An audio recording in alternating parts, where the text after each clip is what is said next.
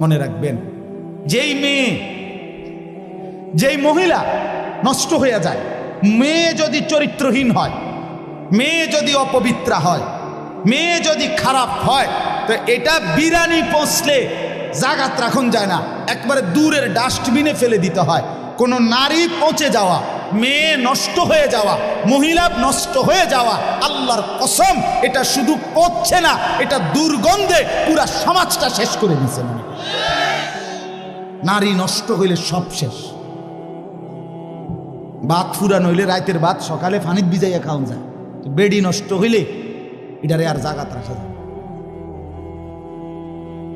হ্যাঁ, যে মেয়ে বেহায়া দুশ্চরিত্রা, যে মেয়ে কোনো হারাম প্রেমে ঢুকে গেছে, যে মহিলা বিবাহিতা কোনো পরকীয়ায় আসক্ত, মনে করেন ওই সমাজও শেষ, ওই ঘরও শেষ, ওই স্বামীর জিন্দিগিও শেষ, ঘরটাই তখন জাহান্নামের টুকরা। এই জন্য কোরআনুল কারীমের মধ্যে আল্লাহ তাআলা বলছে, শয়তানের চক্রান্ত দুর্বল, দাঈফা, নারীর চক্রান্ত আজিম, ভয়ানক। ইবলিসের চক্রান্তের চাইতে সরাসরি আল্লাহর কোরআনে আছে নারীর চক্রান্ত তার চাইতে ভয়ানক। নারী অসৎ হইলে শেষ। বেডি যদি সিদ্ধান্ত নেয়, এই জামাই তোরে বেড়া আমি তোর বাপের লগে, মাল লগে, দেবর ননদের লগে তুই কেমনে থাকস, আমি বেডি বাচ্চা দেখতে দেখা দিতাম না, তো মনে করেন শেষ। বুঝেন নাই? মহিলা যদি সিদ্ধান্ত নেয় আমি আমার জামাইয়ের আপন মা বাবার সাথে, জামাইয়ের ভাই বোনের সাথে চলতে দিব না, তো এর চাইতে দুর্ভোগ আর লাঞ্ছনা ওই ফ্যামিলিতে আর হয়। এজন্য মাদের ইসলাহ খুব দরকার, বোনদের ইসলাহ খুব দরকার, নারীর সংশোধন খুব দরকার। কোরআনুল কারীমে আছে, ইন্নামা ইউরিদুল্লাহু লিইউযহিবা আনকুমুর রিজসা আহলাল বাইত। আল্লাহ বলে, নারী তোমাকে আমি বললাম, মুসলিম নারী, ওয়াকারনা ফি বুয়ুতিকুন্না, তুমি ঘরে অবস্থান করো, ওয়ালা তাবাররাজনা তাবাররুজাল জাহিলিয়াতিল উলা, তুমি বেপর্দা বাহিরে ভিন নারী, অসভ্য নারী, জাহেল মূর্খ নারীদের মতো বের হইও না। 3, ওয়া আকিমনাস সালাহ, আল্লাহ বলছে কোরআনে, নারী তুমি 5 ওয়াক্ত নামাজ পড়ো, ওয়া আতিনাজ যাকাত, বছর শেষে হিসাব করে তোমার স্বর্ণ রৌপ্য গহনা অলংকারের যাকাত প্রদান করো। আর 5 নাম্বার, ওয়া আতিইনাল্লাহ ওয়া রাসূলা, আল্লাহ এবং রাসূলের আনুগত্য করো। আল্লাহ বলে, নারী কেন বললাম? এ আল্লাহ তখন বলছে, আমি আল্লাহ চাই তুমি নারীর মাধ্যমে তোমার পুরা ঘরটাকে পবিত্র করে দিতে। যে নারী নামাজি, যে নারী চরিত্রবান, কসম আল্লাহ, সে ঘর পুরা পবিত্র হয়ে যায়। আল্লাহ আমাদের বোনদেরকে তৌফিক দান করেন, আল্লাহ আমাদের মাদেরকে তৌফিক দান করেন।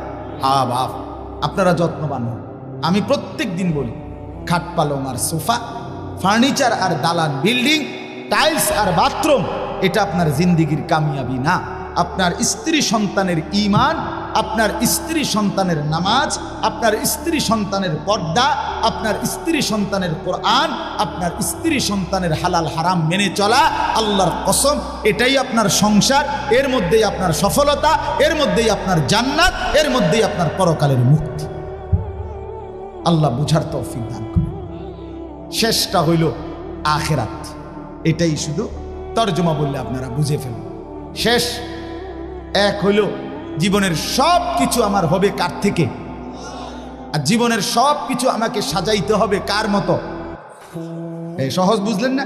আর রয়েছে কি? আমার জিন্দিগির আল্লাহকে সবসময় স্মরণ রাখা, রসুলুল্লাহর মতো জীবন গড়া। কেন কেন এগুলো দরকার? কেন? ভাত মাছ চাল ডাল দালান বিল্ডিং করার জন্য না, আখিরাতের জন্য। আমার কবর, আমার হাসর, আমার মিজান, আমার ফুলসেরাত, আমার পরকাল, আমার আখিরাত, আমার জান্নাত, আমার জাহান্নাম থেকে মুক্তি, এর জন্য আমাকে তাওহীদ ঠিক রাখা, রসুলুল্লাহর অনুসরণ ঠিক রাখা, এটা জরুরি। তাহলে আমার জীবনের 3টা জিনিস, তাওহীদ, রিসালাত, আখিরাত। বলেন আবার কোন? এইবার তর্জমা শুনুন, তাইলে কথা শেষ। আল্লাহ তাআলা বলেন, বিসমিল্লাহির রহমানির রহিম, কোরআনুল কারীমের 75 নম্বর আয়াত। আরে সূরা কত নাম্বার? সূরা কিয়ামা, কিয়ামত আর কি। আল্লাহ তাআলা বলেন লা উকসিমু বিয়াউমিল কিয়ামা, আমি আল্লাহ কসম করছি কিয়ামত দিবসের। আমি কসম করছি বান্দা, আমি কসম করে বলছি কিয়ামত নিশ্চিত। আল্লাহ কসম করলে, এমনিতে বললেই তো আল্লাহর কথা 100 সত্য। সেখানে আল্লাহ আমাদের বিশ্বাস আরো হওয়ার জন্য কসম করছে। এরপরে আখিরাতকে ভুলে যাওয়া বুদ্ধিমানের কথা বলেন না, বুদ্ধিমানের কাজ। আল্লাহ আমাদেরকে বুঝ দান করেন। ওয়ালা উকসিমু বিন-নাফসিল লাওয়ামা, আল্লাহ বলেন 2 নম্বরে আমি আরো কসম করছি ওই অন্তরের, যেই অন্তর মানুষকে গুনাহের প্রতি তিরস্কার করে, নেক কাজের প্রতি আহ্বান। এমন একটা দিলের যদি কাউকে আল্লাহ এমন একটা দিলও দান করে, বড় মোবারক, বড় মোবারক, বড় ভাগ্যবান। এটাকে নফসে মুমিনাও বলে, নফসে লাওয়ামাকে। মানুষের ভিতরের এই প্রবৃত্তি, মানে আমাদের ভেতরের চাহিদা, প্রত্যেকের ভিতরে এই চাহিদা, এই নিয়ামতটা যদি না থাকতো দুনিয়া চলতো না। দুনিয়া চল, আপনি বইয়া রয়েছেন কি ওটা না মনে হয় না, বাদ গাইতে না মনে হয় না, চলো না আইটে না ভাল লাগে না, আপনি সাদা কথা ঠিক কিনা বলেন না কেন? মানে এইটা যদি না থাকতো ভিতরে প্রবৃত্তি, চাহিদা, সব তস্তস হয়ে যেত, সব তস্তস হয়ে যেত। তো এই প্রত্যেক মানুষের নফস, ভিতরের চাহিদা, নফস এটা 3 প্রকার। কয় প্রকার? 3। প্রথম, প্রত্যেক আত্মার প্রথম চাহিদা গুনাহের দিকে আহ্বান। মন প্রথম চায় গুনাহ করতে, মন প্রথম চায় অলসতা, মন প্রথম চায় অবহেলা, মন প্রথম চায় নাফরমানি, মন প্রথম চায় অবাধ্য। 60 বছর যার ফজরের নামাজ কাজা হয় নাই, ওই ব্যক্তির মনেও প্রথম শয়তান অথবা নফস তাকে ধোকা দেয়, আচ্ছা উঠতে আরি, সবসময় তো রাহো না। ইন্নান নাফসা লাআম্মারাতুম বিসসু, প্রত্যেক মানুষের অন্তর প্রথম গুনার দিকে আমন্ত্রণ করে। কিসের দিকে? এটাকে বলা হয় আপনার প্রথম নফসে আম্মারা, যেটা গুনার দিকে ডাকে। 2 নাম্বার হলো নফসে লাওয়ামা, ভিতরে এমন একটা প্রবৃত্তি তৈরি করা, যেই প্রবৃত্তি, যেই চাহিদা আমাকে যখনই গুনাহ হয় তখনই তিরস্কার করে। আহা কি করলো, আহা কি করলো, এটা কেন করলো, মিথ্যাটা কেন বললাম, চুরিটা কেন করলাম, লোকটাকে কেন গালি দিলাম, নর্তকী কেন দেখলাম, নাচ গান কেন দেখলাম, লোকটাকে ওজনে কম দিলা কেন, এই বেটার উপরে জুলুম করলা কেন। এই যে বিবেকের দংশন, বিবেকের দংশন, অনুভূতির টানাপোড়ন, নিজের কলিজার মধ্যে জ্বলা পোড়া, আহা নামাজটা ছুটে গেল, আহা আর একটু আগে দাঁড়াইলে জামাতটা পাইতাম, আহা প্রথম রাকাতটা কেন পাইলাম, কেন কেন ফজরের নামাজটা জামাত ছুটে গেল। এই যে একটা অস্থিরতা, এই যে একটা বেচাইনি, বেচাইনি। আজকে সারা দিনে হায় হায় একবারও আল্লাহকে ডাকলাম, একটু কোরআন শরীফও করতে পারলাম না, কাউকে 10টা টাকা দান করতে পারলাম না।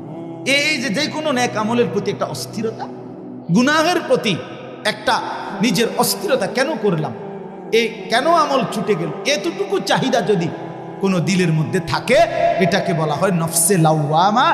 এর থেকে নিচে মুমিনের নামা উচিত না। এর থেকে নিচে নামলে তারে মুমিনের অন্তর বলে না, তারে ইমানদার বলে না। দৈন্তান্না কান্না রাসূলুল্লাহ সাল্লাল্লাহু আলাইহি সাল্লাম বলেন, ইজা সাররাতকা হাসানাতুকা ওয়া সাআতকা সাইয়্যাতুকা ফাআনতা মুমিন। নেক কাজ করলে যদি তোমার ভাল লাগে, গুনার কাজ করলে যদি তোমার কষ্ট লাগে, তাহলেই তুমি মুমিন, তাহলে এখনো তোমার ঈমান। কিন্তু বছরের পর বছর গুনার পরেও যখন বিবেকের কোনো দংশন নাই, তোমার ঈমান নাই। নাউযু, এটাই আমি বলতে চাইছি। প্রথম 10টা বছরে কেন মনে পড়লো না বিবি বাচ্চাকে টেলিভিশন থেকে ফেরানো দরকার? 10টা বছর টানা কেন মনে পড়লো না দাড়ি কাটা বন্ধ করা দরকার? 30 বছরে কেন মনে পড়লো না বিড়ি সিগারেট খাওয়া ছেড়ে দেওয়া দরকার? 20 বছরে কেন মনে পড়লো না সুদ ঘুষ ওজনে কম দেওয়া, মিথ্যা বাটপারি কামাই ছেড়ে দেওয়া দরকার? আপনার দিল আর দিল নেই, আপনার অন্তর আর ভেতরটা কি মরে গেছে। আল্লাহ আমাদেরকে হেফাজত করে। আর 3 নাম্বার হলো নফসে মুতমাইন্না, অন্তর আল্লাহর মহব্বতে রাসূলের অনুসরণ করতে করতে, কোরআন সুন্নাহ আমল করতে করতে এক সময় এভাবে হয় যে সারাক্ষণ নেক কাজ করতেই মন চায়, গুনার কল্পনাও আসে না। এটাকে বলে নফসে মুতমাইন্না, উন্নত নফস। এই নফসকে সরাসরি আল্লাহ ডাক দিয়ে নিজের কাছে নিয়ে আসে। তো আল্লাহ বলেন ওয়ালা উকসিমু বিন নাফসিল লাওয়ামা, আমি আল্লাহ কসম করছি ওই অন্তরের, যেই অন্তর তিরস্কার করে, গুনাহ হলে তিরস্কার করে, নেক কাজ ছুটে গেলে তিরস্কার করে, এতটুকুও আমি আল্লাহর পছন্দ না। এতটুকু হলেও কি পছন্দ, এর থেকে নিচে নামবা না। এরপরে আল্লাহ বলেন, তরজমাগুলো শুধু শোনেন, আয়াহসাবুল ইনসানু আল্লান নাজমাআ ইযামা। আল্লাহ বলেন, হায় মানুষ, তোমরা কি এই ভেবেছ যে আমি আল্লাহ তোমাদের কবরস্থ লাশ, এগুলা মাটির সাথে মিশে যায়, হাড্ডি গুড্ডি গোস্ত মাংস সব, আমি সেই জীর্ণ হাড্ডি, সেই শুকিয়ে উড়িয়ে যাওয়া ছিন্ন ভিন্ন হওয়া হাড্ডিগুলো আমি আল্লাহ বুঝি আর ফেরত আনতে পারবো না। আমি বুঝি এগুলোকে হাসরের মাঠে একত্রিত করতে পারবো না, এটা মনে করো না। অসংখ্য মানুষ মনে করে, কাফের মুশরিকরা মনে করে, বলে অনেরও মানুষ না, আমার লোক চল আমি দেখাই। আমি দেখছি, আমি এমন লোক দেখছি যে ডাকাত, কোটি কোটি টাকার মালিক, সে সরাসরি হুজুরে কইতেছে জানাজার নামাজ পড়ছে, জানাজার নামাজে হুজুরে কবরের আজাবের কথা কইছে 2-3 মিনিট, এই মনে 4-5 মিনিট। এর কারণে মনে 2-1 নেতা বক্তৃতা দিতে আসছে না, ওই এবার একটু বেশি কইয়ে লাইছে 4-5 মিনিট, এবার গায়ে লাগছে না, বুঝছেন নি কথা। এবার বিরাট নেতা, এক লাইন শুদ্ধ কুল্লু নাফসিন যায়িকাতুল মাউত, এইটাও কইতারেন। অসংখ্য মানুষ জীবনে দেখছি এই জানাজার সামনে আইয়া বক্তৃতা মারে, কুল্লু নাফসিন যায়িকাতুল মাউত, কুল্লু নাফসিন। তুই যে কিতা গলি বেড়া, তুই যেহেতু একটা জানাজাই ফরজ, তুই তো কমপক্ষে এই লাইনটা ঠিক করা দরকার আছে না। এটা নেই, কুল্লু নাফসিন, কুল্লু নাফসিন, এটা এই হোয়াদের বেড়াইতারি, বুঝছেন না কথা। এবার উনি এই বেচারা ইমাম সাহেবকে ডাক দিয়া বলতেছে, আমি নিজ চোখে দেখছি ওই লোকটারে। বেটা কয়, হুজুররা কবরের আজাবের মিথ্যা ভয় দেখিয়ে লোকদেরকে আর কতদিন বোকা বানিয়ে রাখবে। এই বাংলাদেশ মুসলমানের বাচ্চা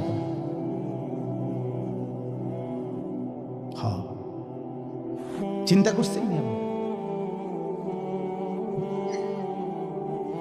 আমি গত বছর খুলনায় এক চিল্লা সময় লাগাইছিলাম, আগস্ট মাসে পূর্ণ 40 দিন। প্রায় 15 জন আলেম আমার সাথে ছিল, 30 জন সাথী, এর মধ্যে 15 জনই মোহতামি নিয়ে আমি এক চিল্লা সময় লাগাইছিলাম গত বছর। আপনার আলহামদুলিল্লাহ 40 দিন পরে 17টা জামাত নিয়ে কাকরাইল আসছিলাম, 270 জন, এর মধ্যে 57 জন আলেম। খুলনার সবচেয়ে বড় আলেম, করাচি হজরতের খলিফা, উনিও চিল্লে বেড়েছে আলহামদুলিল্লাহ। যাই হোক, তো ওইখানে আমি 4টা প্রাপ্তবয়স্ক অনার্স পড়ুয়া যুবক আমি নিজে কথা বলছি এদের, ওরা সরাসরি বলছে যে আল্লাহ বলতে কিছু আছে। আমি মোটেই বিশ্বাস করি, মুসলমানের বাচ্চা। এই জন্য বললাম এখনো আছে, এখনো আছে। তো আল্লাহ বলেন, আয়াহসাবুল ইনসানু আল্লান নাজমাআ ইযামা, কি মনে করছো বান্দা আমি আল্লাহ সেই চূর্ণ বিচূর্ণ হওয়া হাড্ডি হাসরের ময়দানে তুলতে পারবো না? না।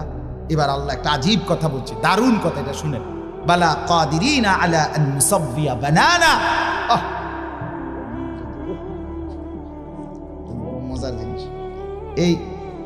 এই যে বৃদ্ধাঙ্গুল আছে না, এই যে এটা বোঝেননি, এই বৃদ্ধাঙ্গুল এটা দিয়ে কি দেয় জানেন? ফিঙ্গার দেয়, যে বোঝেননি, ফিঙ্গার দেয়। ফিঙ্গার দিলে ফিঙ্গার ওই মেশিনটার মধ্যে এই ভিতরের যে রেখাগুলো ভিতরের এগুলো উঠে।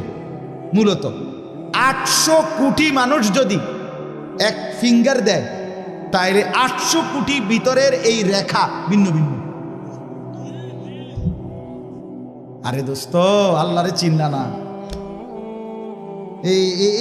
আচ্ছা, এই কদ্দুর জায়গার মধ্যে 800 কোটি ভিন্ন ভিন্ন রেখা কেমনে বানাইল? আমনা আইকা দেন সে আলগা আলগা, নাহলে 30টা করতে পারবেন। কথা বোঝেন না আপনি? এটার লগে এটার মিল নাই, এরকম ব্যামিল ব্যামিল ব্যামিল করে করে নলে কয়টা মানে একদ্দুরের ভিতরে, একদ্দুর কাগজের ভিতরে আপনি একদ্দুরের ভিতরে আঁকা দেন সে 30টা নাহলে 300টা, 800 কোটি, 800 কোটি। সুবহানাল্লাহ, কি কারিগর মহান মাওলা! এতটুকু জায়গার মধ্যে কিভাবে এই রেখাগুলো, নাহলে এই ফিঙ্গার দিয়ে আলাদা আলাদা বোঝে কেমন? আমার সৌদি আরবে আমরা হজ্জের মহিলা আমরা লগে বেডি রোমে যার লগে সিট দিছে হে বেডির লগে রাগ কইরা না আমি এন্দে ঘুমাইতাম না, এই কথা কইয়া ঝগড়া কইরা একের কিচ্ছু না নিয়া, কোনো একটা কাগজপত্র কিছুই না নিয়ে বেডির লগে সেটতে গেছে রোমের থেকে। আমরা শোয়ার থেকে উঠতে শুনি বেডি নেই, হায় হায় লগের গুণ কইতেছে কিচ্ছু নিছে না। এখন এই মহিলারে বাইর করবো কিভাবে? কোনো ব্যবস্থা নাই বের করার। কোথায় খুঁজবে? মহিলা তো কিছু দেখাইতেও পারবে না, কোনো কাগজ নাই, কিছুই নেয় নাই, পাসপোর্ট টাসপোর্ট ভিসা কিচ্ছু না। অস্থির আমরা। রাত্র 11টা বাজে মুআল্লিমের কাছে ফোন আসছে ওই সৌদি অফিস থেকে, আপনাদের হাজি মহিলা নিয়ে যান। এবারে মুআল্লিম নিয়ে আইছে। মুআল্লিম সাহেবরে জিজ্ঞাসা করলাম আপনি এই বুড়ি কেমনে আনলো, ওনারা পাইলো কেমন, চিনলো কেমনে? আমার গো লোক যে কয় যে অটোমেটিকলি ওই মহিলার কিছুই নাই দেখা তার ফিঙ্গার নিছে, এই ফিঙ্গার দিছে আর এই তো পুরা বায়োডাটা কম্পিউটারে চলে আসছে। কথা বুঝছেননি আমার? এই কথাটার অর্থ হইল এখানে আল্লাহ তাআলা বলেন সুবহানাল্লাহ, বালা কাদিরিনা আলা আন নুসাওয়িয়া বানানা। এই বানানা শব্দের অর্থ হলো আঙ্গুলের অগ্রভাগ, ফিঙ্গার। ফিঙ্গার এই কুদ্দুর জায়গা। আল্লাহ বলে হাসরের ময়দানে ওই প্রথম ব্যক্তি আদম থেকে ইসরাফিলের ফু পর্যন্ত যতগুলো মানুষ আমি বানাইছি, প্রত্যেকের এই আঙ্গুলের ভিতরে যে রেখা আলাদা আলাদা দিছিলাম, ওই হুবহু ওইটা মিলাইয়া ফেরত আমি। এখন ফিঙ্গার দিয়ে রাখো, হাসরের ময়দানে আবার ফিঙ্গার দিলে ওই হুবহু আগের ফিঙ্গার ফেরত পাইবা। বালা কাদিরিনা আলা আন সাওয়িয়া বানানা। আমি শুধু হাড্ডি ফেরাবো না, আমি শুধু বান্দা গোশত ফেরত দেব না, আমি আঙ্গুলের ভেতরের রেখাগুলো পর্যন্ত ফেরত দিয়ে দেব। বাল ইউরিদুল ইনসানু লিয়াফজুরা আমামা। তবুও বান্দা মানুষ তার অগ্রভাগ নিজের বর্তমান অবস্থা নিয়ে তো নাফরমানি করে, এমনকি পরবর্তী অবস্থা নিয়েও নাফরমানি করে। কি নাফরমানি? ইয়াসআলু আইয়ানা ইয়াউমুল কিয়ামাহ। আল্লাহ বলে নাফরমান ইমানদার মুত্তাকি নেককারদেরকে ব্যঙ্গ বিদ্রুপ করে জিজ্ঞেস করে কখন হবে কিয়ামত। কয় না কা কি হুজুর, কত কিছুই তো কোন, কিচ্ছু তো দেখি না। কথা বুঝেন নাই? আল্লাহ বলে ফাইদা বারিকাল বাসার, সত্যি সত্যি কিয়ামত হবে বান্দা। ইসরাফিল ফু দিবে, তখন কিন্তু চোখের মধ্যে দ্বিধা লেগে যাবে, ধাঁধা লেগে যাবে। আহা কি হলো, আহা কি হলো। সব যে কাঁপতে শুরু করলো, সব যে নড়তে শুরু করলো।